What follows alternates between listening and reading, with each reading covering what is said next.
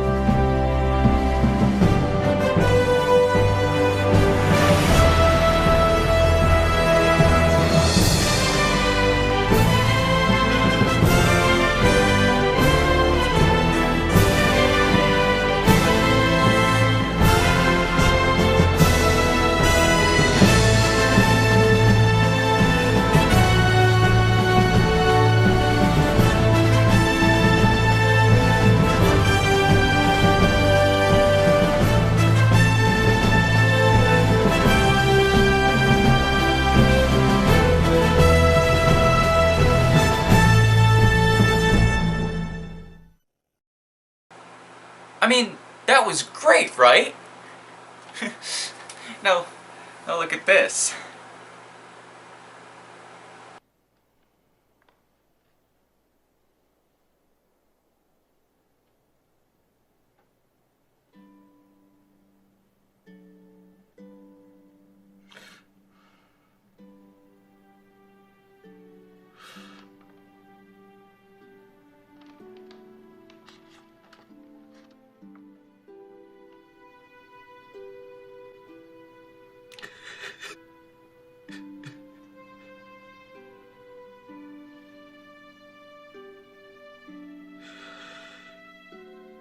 I feel you, Jack.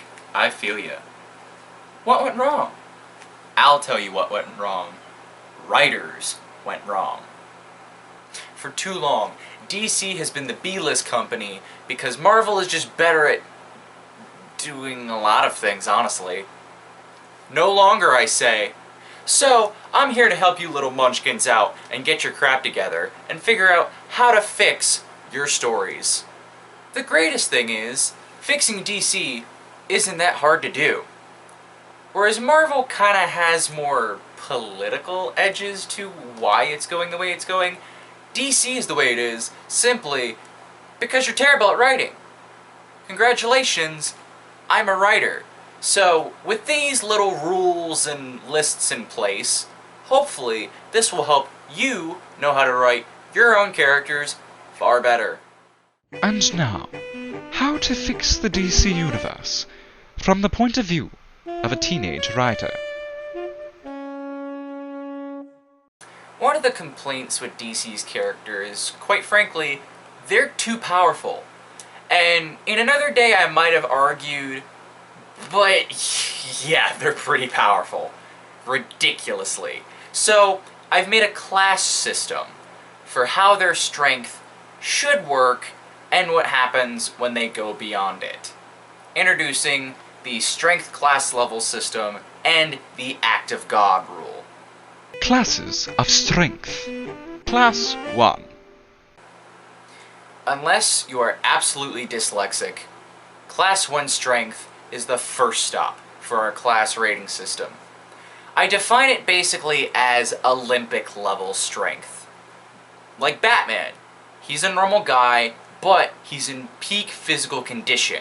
So, at his strongest, he might be able to lift up the front end of a car and be cussing out the guy driving in it. So could he knock someone across a room? Pretty easily. Could he flip over said car? Probably not. Class 2. Okay, now we're at Class 2 Strength, which is our first dip into superhuman territory. Basically, Lex Luthor in his God armor or Our Man could be something like this. The definition for the top brass of this level would probably be actually lifting up the car, and by lifting up I mean over their heads. Class 3. Class 3 Strength basically says, screw the car, I'm lifting up a bus. So now we're about at Hawkman or Martian Manhunter territory. Class 4. Class 4 strength says to hell with the bus or the car, I want to lift up a tank. So now we're at Wonder Woman or Aquaman. Impressive enough, isn't it? Class 5. Finally, Class 5 marks the strongest individuals in your given universe. If we're looking at Marvel's side, which, stay over there kids, the Hulk would kind of be in this category. Obviously, Superman would be the respective person for this universe. What constitutes Class 5 strength is they can lift up the tank, no problem, and if a building were to fall on them, they could actually hold up the side of it with intense struggle. So we've laid down the basic strength levels for what these characters can apply themselves to. But what happens if they go too far with their respective power? Well, kids, I came up with something brilliant for that. Introducing now the Act of God rule. The Act of God rule. A problem with DC nowadays is the fact that writers look at these incredible feats of strength that their characters do, and then assume it's their base level strength, when that isn't necessarily the case. If you're fighting Joe the Mugger as, say, the Flash, you're not gonna run all the way back in time to stop him before he becomes a mugger. No, you're just gonna hit him. Superpowers are basically like normal muscles in the human body. If you exercise them too much, consequences will happen. Either you can lose your powers, you can die, or something completely unpredictable happens based on the parameters of how your abilities are explained. Use your cool peeps. Another issue that I have with DC in general is just they have all these really cool characters that don't get a lot of exposure. Like, how many times are you gonna use the Joker instead of other awesome villains like Two-Face or Mr. Freeze or even someone that nobody's really heard of like the Mad Hatter? I mean, think about it. A lot of the heroes that you can name from DC are either top brass and everyone knows them, or no one really knows them. I mean, have you heard of Blue Beetle? And if so, which one? Yeah, exactly. There's 3 of them. Ever heard of Dr. Fate? No, but I'm sure you've heard of Doctor Strange. He's basically the DC version of that. Except he's awesome. What about the Creeper? And no, I don't mean the Scooby-Doo villain. I mean the reporter that was turned into an anti-hero after being exposed to the Joker's chemicals. No? Yeah, 'cause nobody uses them. I mean, come on, DC. Or can I just call you Detective now that we've broken the ice? All these characters are just collecting dust. Use them! Please. And use them tastefully. Don't be like Marvel where everything has to be an agenda. Make characters likable again. On that same note, make characters likable again. Like, even Superman, who's supposed to be this god-level character. The whole thing about him is that he's supposed to be a symbol of hope, and a representation of what human beings can be, hence his nickname, the Man of Tomorrow. Or Batman, even though he's dark and gritty and definitely a vigilante, he's still captivating, and he should still have elements that people can look at these characters and associate with them somehow. Theoretically, you can make any fictional character likable. Okay, I stand corrected on that one. The point is, if these are supposed to be sympathetic villains that we feel bad for, or the saviors of a given universe, shouldn't they at least have something alluring about them that we can attach ourselves to as fans. Alright, fellas, it's showtime. Aquaman. Well, I don't really know what to improve. Namor? Yeah, that's right. Namor. Does anyone know who he is? He's actually a long-forgotten Marvel character because he's too toxically masculine. But Namor, also known as the Submariner, was a long-time-running Marvel character in, oh god, the 60s or 70s? Somewhere in that area? Basically, what Marvel did was, before any other, I don't know, iteration of the character, Aquaman was basically Super Friends. And if you aren't aware on who the Super Friends are, do some Googling. You're going to laugh really, really hard. I remember for one Christmas, I think it was Christmas, getting a box set of the old Aquaman cartoon from, geez, the 50s? And, let's just say it was interesting. He rode, I shit you not, he rode on flying fish with reins on them. And his best friend was a walrus that could somehow breathe underwater, despite the fact that walruses are mammals. But anyway, he was very gung-ho about everything. He reminded me a bit of how Hercules was, actually, in Marvel Comics. And I know at one point he grew out a beard and tried and get some surfer hair, but it just was not working for the guy. So, that's basically who he was. And if you watch a cartoon that I think is off the air by this point, I'd imagine so, because it was on since, shit, when I was a kid. Look at Aquaman from Batman the Brave and the Bold. That's basically who Aquaman was. But then when Namor fell out of fashion and they did the New 52, I don't even know what New 52 means, but basically they redid this whole paradox, new universe bullshit. And essentially what happened was, Aquaman became Namor. He was now a full-fledged king. He was darker, grittier, pompous, a half-breed. Actually, I think he was always a half-breed.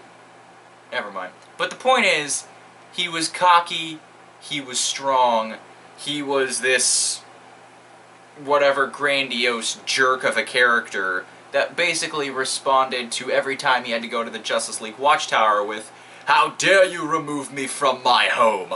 Don't you know I'm a king?" And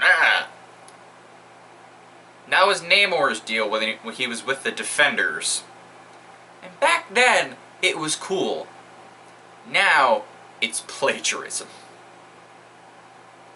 So, that's my little spiel on why Aquaman isn't really working right now. And the whole thing with Jason Momoa, I got no qualms with Jason Momoa. The man is a freak of nature. But he's not playing Aquaman. That's kinda Namor. But the thing is, too, he's a goofy enough guy and a fun enough actor. He could actually play the original Aquaman and have fun with it. So here's how you fix him. Granted, in the way that I write these things, I don't erase the past of the character. So that's right, every single character that we want to include in this universe has existed since the first time they were written. Superman has existed since the 1930s. Batman got his start fighting actual mobsters. Aquaman is one of these cases, since I believe he's been around since the 40s.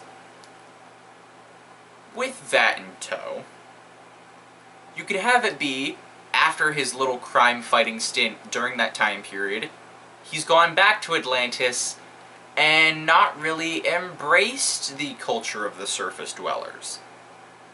So that makes him a little bit naive. Basically, I think it'd be really funny and kind of a unique twist on the character if he was still that gung-ho sort of, alas, to battle sort of like character. But the thing is, you could have it be where other characters make fun of him. Because the whole thing with Aquaman is everybody makes fun of him. You could do that, but actually give him the strength level that he normally has in the new comics. Which, as I said, he's a class 4 guy. He can lift up a tank if he wanted to. I think it'd be really funny if he was that guy, and when people made fun of him, he challenged them and could actually whip their ass. Because he's so strong, and of course knows how to fight because he's trained in Atlantean whatever. At least the way that I would write him, that's how I would do it. And you could put in your little thing of, you know, because bullying is still a big issue, this is what happens to bullies. I think it's worth a shot. Bane.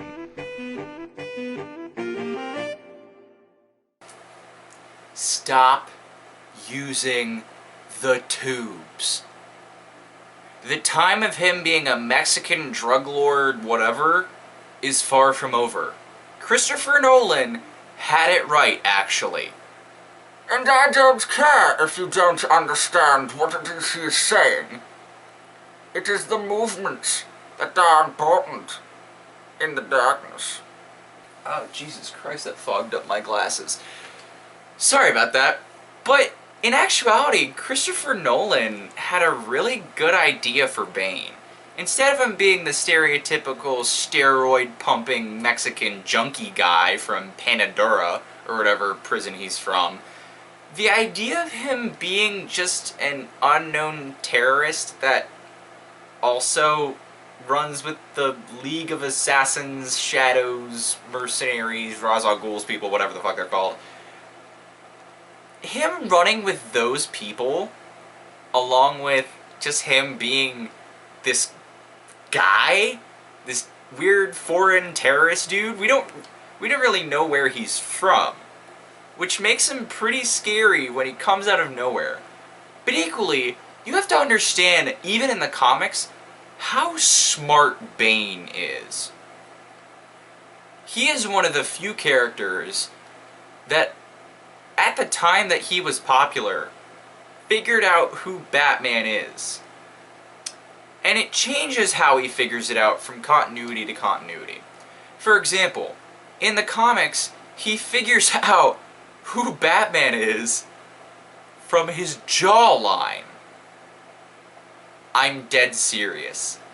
And when you think about it, and how his mask is shaped, Batman's mask, I mean, that's pretty brilliant. Because that's one of the few things exposed that you can match to Bruce Wayne. Which is also one of the reasons why I don't like Ben Affleck's Batman, because he has that stupid 5 o'clock shadow that you could identify equally as both Batman and Bruce Wayne. But we'll get to that when we get there. The point is, he figured that out on a really mundane fact that I don't think other characters would really put together. And when you point it out that way, it makes them all really stupid. So, they've changed it up a few times. In Batman Arkham Origins, which I don't know why it gets such a bad rap. That was a cool game. But anyway, he figures it out because Bruce Wayne, as a rich media figure, is constantly on the news. But the cool thing about Bruce Wayne and Batman is the fact that it's reversed. Bruce Wayne is the mask, whereas Batman is who he is really underneath. So, he's watching TV, and Bane hears Bruce Wayne say, "You just ran out of time." Later on, when he's fighting Batman, Batman says, in the same exact way, "You just ran out of time." In that moment, in the heat of a fight, in the midst of this intense rooftop battle at a hotel, Bane figures out, "You're Bruce Wayne," and becomes so much more threatening for the rest of the game. Because unlike other characters who already know Bruce Wayne's identity, they're not going to weaponize it. The Joker, he definitely knows who Batman is, but he doesn't care, because that would ruin his cat and mouse game with him. Catwoman knows that Bruce Wayne is Batman, but they're, they're in a mushy relationship. She's not gonna do anything to screw him over like that. The Mad Hatter also knows, but he's insane, so he hasn't really thought of using it as a weapon, but also I don't know if he actually remembers. The only character, villain-wise, that would actually use this would be Hugo Strange. And that's what makes him such a big villain, because he's the first known character that has figured out Batman's identity. And considering that he existed literally months before the Joker came out, I would say he'd actually be the first entire character to know that Batman is Bruce Wayne. And equally, he's gonna use it because it's going to destroy Batman. That's a bad idea. But the thing is, with Bane, not only is he all about that, we have to stop the rich kind of like thing going for him, especially in modern iterations, but in the case of something like Arkham Origins, Bane actually knows where Batman lives. He figures out where the Batcave is, because it's at Wayne Manor. And all of these things start unraveling that Bane uses. The reason why he doesn't just say, "He's this person!" is because if we go off of the Nolan movie, that wouldn't really do anything to him. It would destroy the myth of Batman, but it wouldn't exactly hurt Bruce Wayne. The thing that's so screwed up about it is he actually tells him why he didn't just kill Batman, or why he doesn't just expose who he is. Because if he does it, he's still just a terrorist. He wants to turn the public against Batman, and against Bruce Wayne. Especially since he's already a vigilante and is on thin ice with what he does. He unleashes all the criminals from prison, and he says, "Do what you want with this city." And since Batman is just a rich guy, no one's coming to save you, Gotham.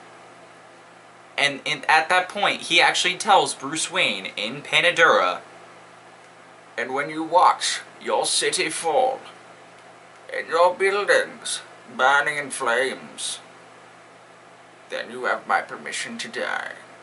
Batman. Michael Keaton? But like, seriously, he's Batman. He's the only guy that I can really think of that did him right. Tim Burton was the only guy that really did him right. I mean, no offense to Christian Bale as an actor, but his movies really depend on who the villains are. Batman Begins isn't that great of a movie. The Dark Knight, you watch it for Heath Ledger's Joker, not for him. Dark Knight Rises, once again, Tom Hardy's Bane kind of sold that movie, as well as the really shitty introduction of Catwoman. I don't know what happened there. But the point is, people try and make him too serious, if that makes sense, and they lose the cool elements of him. They lose the cartoony-ish elements, which you need that proper balance in order for Batman to work and for him to be fun. And Michael Keaton did a fantastic job at both being... He basically played 3 characters in that movie. He played Bruce Wayne, he played Batman, and then he played Batman looking like Bruce Wayne.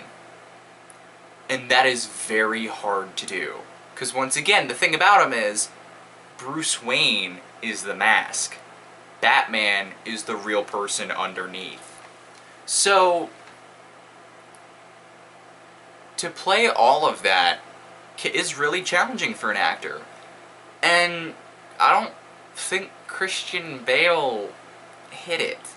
Not to mention that he does this, like, he has the voice, and I call them Trump lips, like, his face has this permanent fish sucking air thing going on. It just didn't work out well.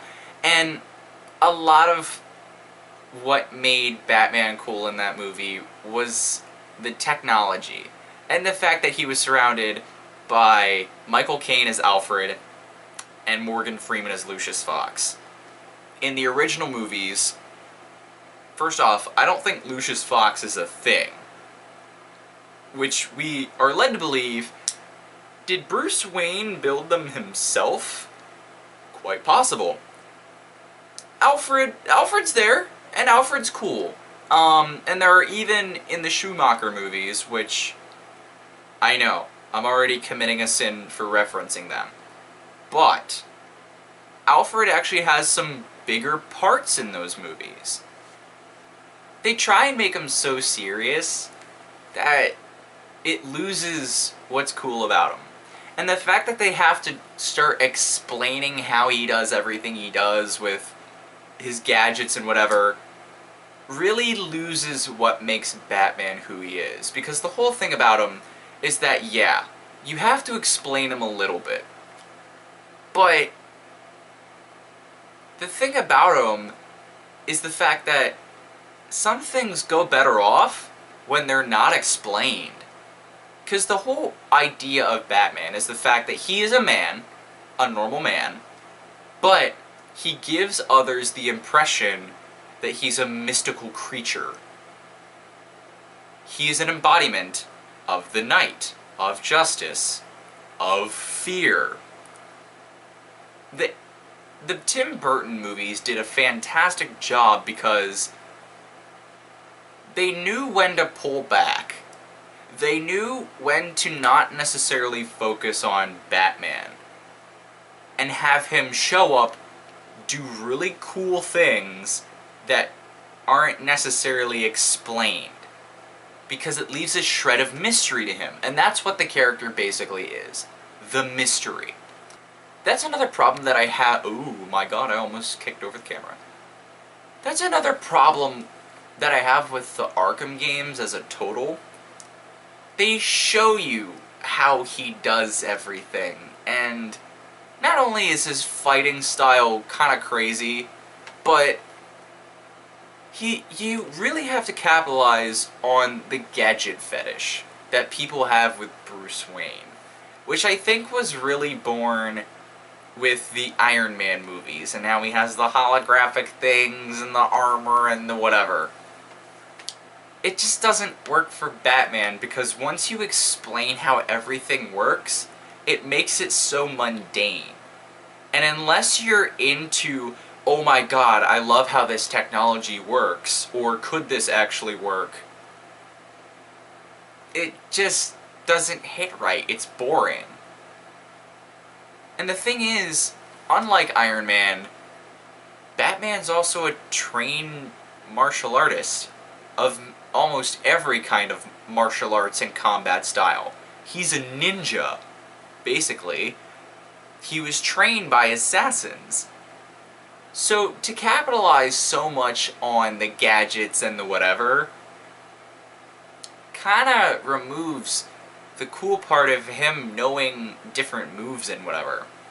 Which also irks me with the Nolan trilogy.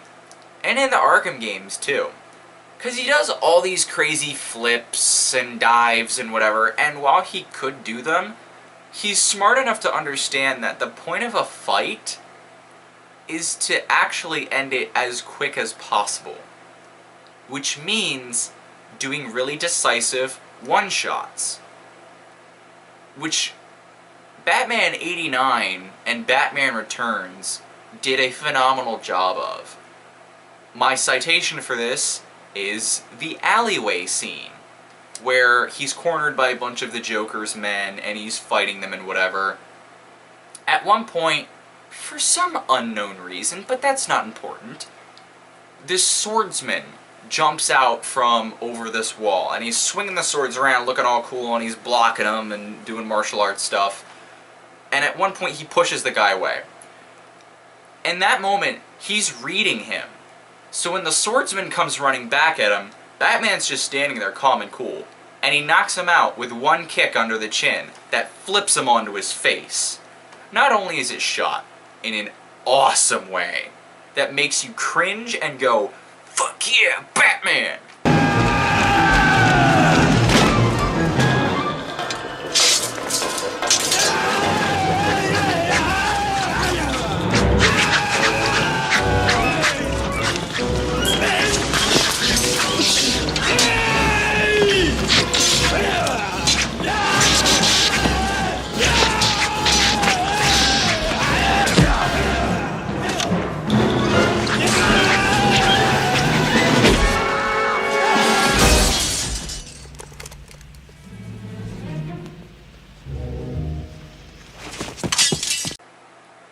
But that's how he fights normally. And I understand that a lot of why he moved the way that he did in those movies with the ridiculous bat turn was because he couldn't actually move in the suit very well. It was made of rubber and latex, and it didn't cooperate with him. But to me, I think it added an inhuman element of the character. The way he moved, or he was very stiff and mechanical, kind of points out how he really is on the inside. Even Michael Keaton said it when he was wearing the suit. He felt closed off. He felt less than human. He felt kind of like a robot, which, in a way, is what Batman acts like, because once he has that image, he can fool people into thinking he definitely is not human. But also, just how decisive he moves, where all he needs to do is just throw one punch. Even his gadgets, like his batarangs, yeah, they're sharp. They're basically shurikens. But he has such precision and knowledge and whatever, and discipline, that he can hit you in a pressure point and actually knock you out. That's pretty cool. So he doesn't have to do all of these crazy things.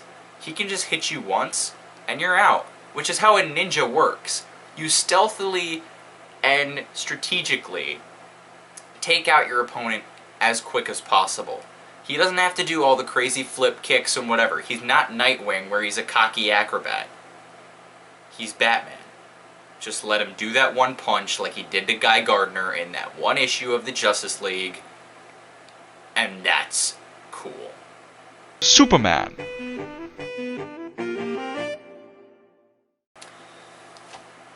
Oh, Jesus Christ, we're getting into it now. Okay, we really need to nerf Superman's strength level.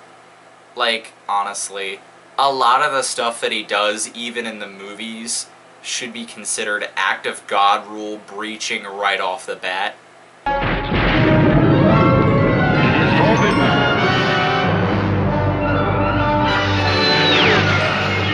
It is forbidden for you to interfere with human history. It is forbidden. It is forbidden. It is forbidden. It is forbidden.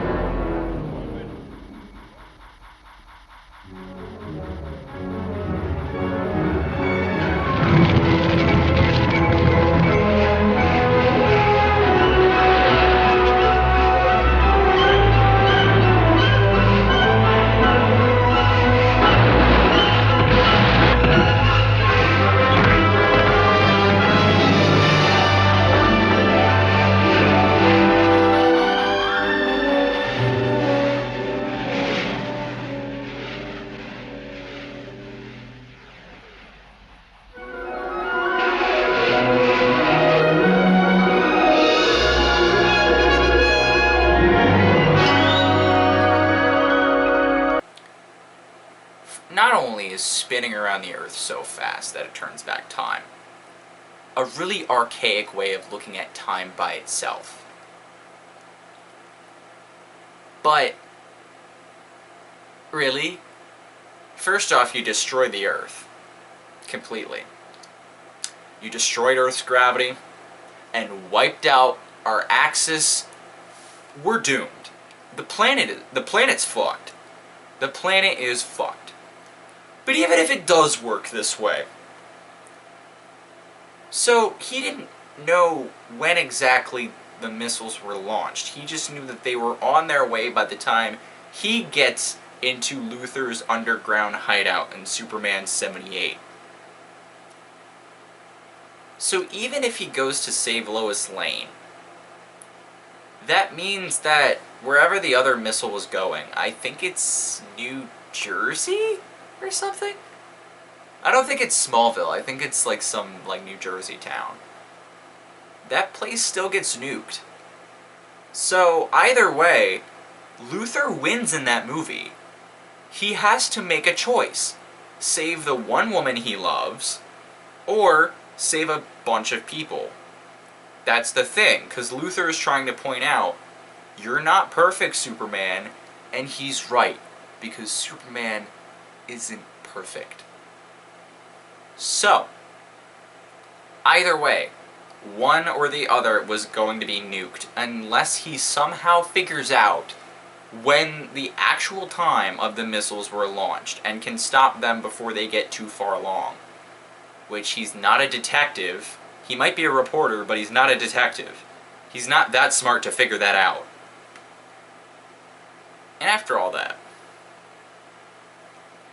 Lois is dead. Wonder Woman, baby. You have other people. Let's go. The Flash. Once again, he's too powerful. Running so hard, so fast, you can go back in time. Act of God rule, immediately. And if you do that, you either set up the Flashpoint paradox, or start messing with this time-space continuum. Or you lose your powers, or you do a Crisis on Infinite Earths, and you turn to dust. But honestly though, he's a little bit too powerful. At the point where he can run so fast, he's basically nigh invulnerable. Ridiculous. And that's honestly why a Flash game is so hard to do. I remember playing one for the Game Boy Advanced. Yes, I'm that old. It was a Flash game based off of another PlayStation 2 game, Justice League Heroes, which I'm looking to buy. It looks cool.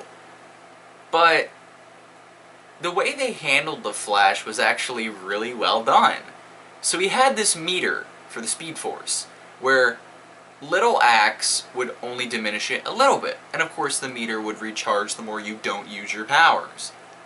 But if you use his main ability, which is Flash Speed, the whole screen slows down. So you are ridiculously fast. Nobody can hit you, and you can just unleash hell. But that meter drains so fast, and you have to keep track of it. Because even if you diminish it all the way, you can't even use your small abilities, such as zipping to an enemy, or running around them so fast that you make a whirlwind. Nope, you gotta stand there and hope to God you can mash the B button and punch out whoever's hurting you before they kill you. I think it should actually work like that, especially since he's a runner.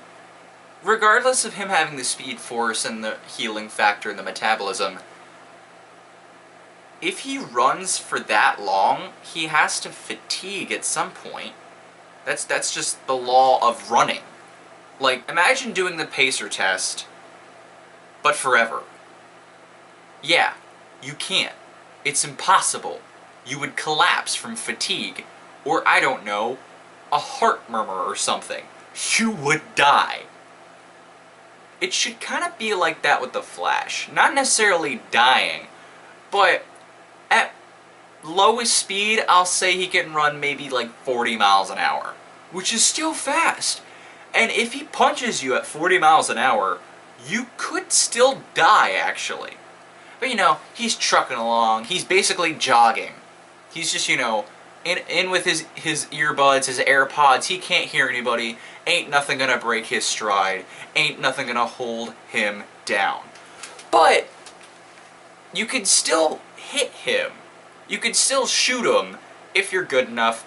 Or there are some characters out there that can time their blow just enough that they can stick their arm out and clothesline him as he's running towards them. And of course trip him up and launch him into a wall or something. But he's not invulnerable. The faster he runs could get more ridiculous. But it makes him tired faster, because he's exerting more force. So while he can run at you at 100 miles an hour, yeah, he can do that in a few seconds and hit you. But if he keeps doing that, especially in a continuous thing, or if he does it over and over and over again in a short succession of bursts, he's gonna get really tired. It should work like that. And at the point where you're, like, running so fast you can break the space-time continuum and go back in time or forward in time or into other dimensions, you should basically, like, go into some kind of shock. No, dude. No. Green Arrow.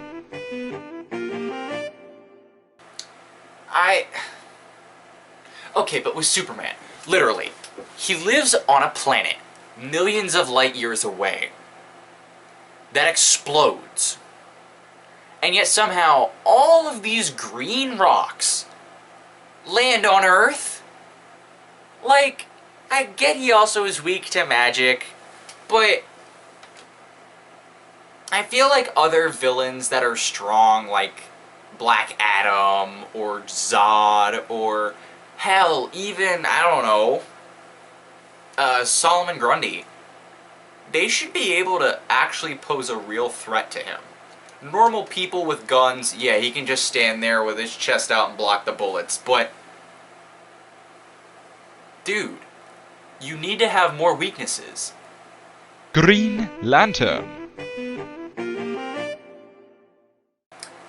I guess if we're going off the movie version, just write a better story? I have no idea.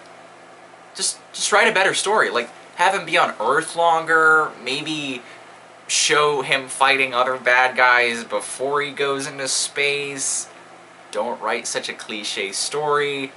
Have Ryan Reynolds actually be the Hal Jordan from the comics where he's kind of a jerk. Harley Quinn. DC. Harley Quinn is not a feminist icon. She isn't the answer to Deadpool. She is a living cartoon character. We already have an answer to Deadpool. His name is Lobo. Jesus Christ. Harley Quinn is basically as chaotic as Bugs Bunny, and should be treated as such. She's literally the protege of the Joker. She's like the Joker's Robin, except she goes off on her own and does her own thing. If you want her to be an anti-hero, don't have it be this whole thing where he's abusive and she's found her own way and whatever. No. Have her basically still be Bugs Bunny. Have her be that goofball cartoon character that just doesn't make any sense and doesn't fit in with the world around her. And if you want her to do good things, here's an idea. Have you ever thought of an accidental heroic action? The Joker. Just stop. Stop using him all the time. Give it a rest. He's like that one kid in the bathroom that will not leave. Give someone else a try, Joker. There's so many other villains. But they know he sells. So try it with someone else. Stop putting him in everywhere. The great thing about a villain like him is the time he's off screen is just as much as valuable as the time he is on screen. Use that. That's a good idea. Oh, and as far as voice acting goes, can we stop with these Mark Hamill impressionists? Richard Epker, stop hiring him as the Joker, or have him do something else. Do other versions of Joker besides just Mark Hamill. The thing is, he invented that voice because he was told, don't be Jack Nicholson. It's his character. For these other people, it's them doing a Hamill impression of the Joker. It's third removed. Just be the Joker, and be your own version of it. Scarecrow. So, another problem with DC's characters is the fact that they're all kind of one-trick ponies. Scarecrow, for a long time, is one of those characters, sadly. And I know that I'm gonna get hate comments and whatever, and I don't really understand why, with what we've seen him as, that people adore him so much. So honestly, just make him a more well-rounded character. Point out fears that don't make a lot of sense.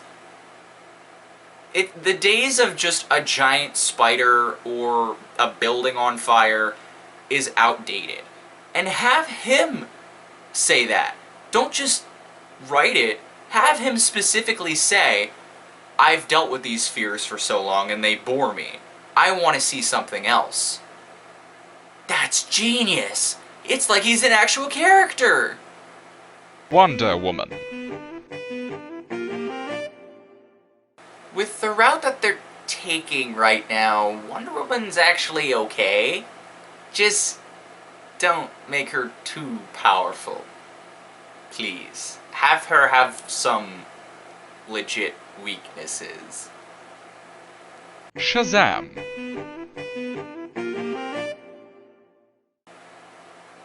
Shazam's actually okay right now. Yeah, I don't really have a complaint for him.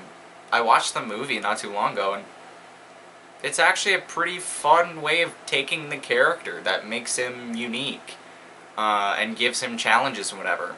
Which is funny because he's a character that, for a long time in DC, actually got screwed over a lot.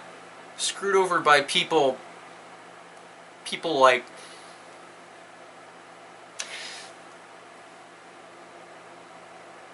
Superman. Superman. Again. Oh my god. Yeah. Superman. How come? Explain this to me. Riddle me this. Explain how this guy that's built like Arnold Schwarzenegger and has this goofy cowlick haircut hides himself with a pair of glasses. And no one knows his identity. Do they ever explain how the glasses work? How? Personally, I have a solution to that. It's pretty easy. They're Kryptonian crystals. Because if you think about it, if he wore glasses, just on how glasses work on normal eyes that can see, he'd be bumping into shit all the time. But with those Kryptonian crystal glasses, maybe he can see through them just fine. I kicked the camera again, I'm sorry. But maybe they reflect light in a certain way that creates an illusion that makes people, like, not see who he really is or something? Which would also make sense why someone like Lex Luthor wouldn't really know that Clark Kent is Superman, because even if he does a DNA test and all of these things, he just looks at him, and for some reason, because of these glasses that reflect radiation and light in some way, he thinks, he just sees, they don't look anything similar. It doesn't make sense. Which is why Batman would know who Clark Kent and Superman being the same person, whatever, is. Not only because he's the world's greatest detective, but he's smart enough to know, okay, I understand how your technology works, but I'm also going to get close enough to get to know you personally, so you tell me. Just to be sure. Zatanna. This character is really neat because she's one of these people that have been around forever, but is only really getting popular now. Zatanna is fun. She used to be a gimmick character, but I think she actually could be cool. Once again, don't make her too powerful. You can have her magic be gimmicky, but explain why. I always liked it best when she was a teenager, kind of like Teen Titans Young Justice age, because then, like, it makes sense why she would do all the magician tricks and whatever, instead of just being a normal sorceress. Raven.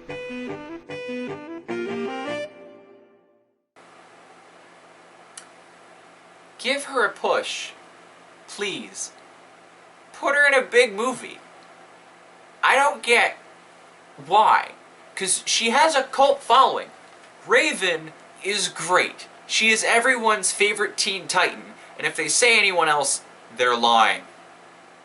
But seriously, like, put her in a movie, but do her right. All you really need is a small actress who can be scary, but funny too. Not like there's anyone out there like that. Alexa Bliss. Maisie Williams. Sorry, was that too obvious for you? Blue Beetle. Use him. Hawkman. Use him. Martian Manhunter. For everything that is holy, use him! Well, thank you all so much for listening to my rant. And remember, flying around the Earth so fast you turn back time is the dumbest thing ever. Superman.